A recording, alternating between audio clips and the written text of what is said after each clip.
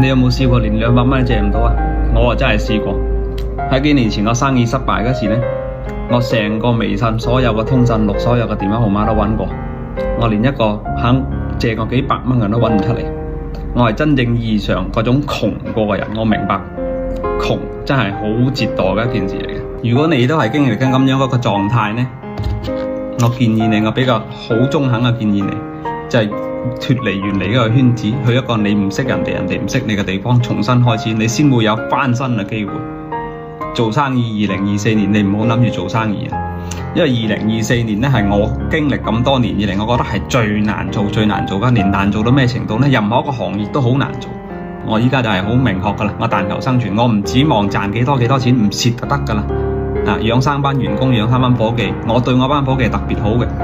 點解我會對我班伙計特別好？就係正如頭先我所講，我最難嘅時候，所謂嗰啲什麼親戚朋友，幾百蚊我都借唔到翻嚟，所以你話我要啲咁多親戚嘅朋友翻嚟做乜嘢啊？有何意義？佢個存在對我嚟講，只不過係可能僅限於有血緣關係，明唔明？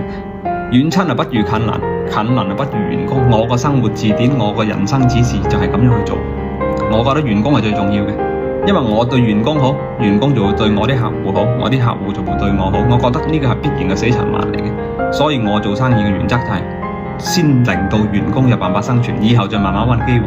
今年做生意咧，就真係盡量唔好諗啊，因為投資啊同埋收入完全唔成正比。我10幾萬粉絲，我覺得好難做，好難做。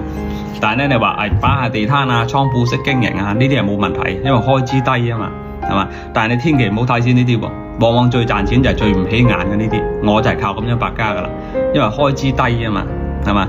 你唔好覺得失禮，千祈唔好覺得失禮。中國有一句話叫做咩啊？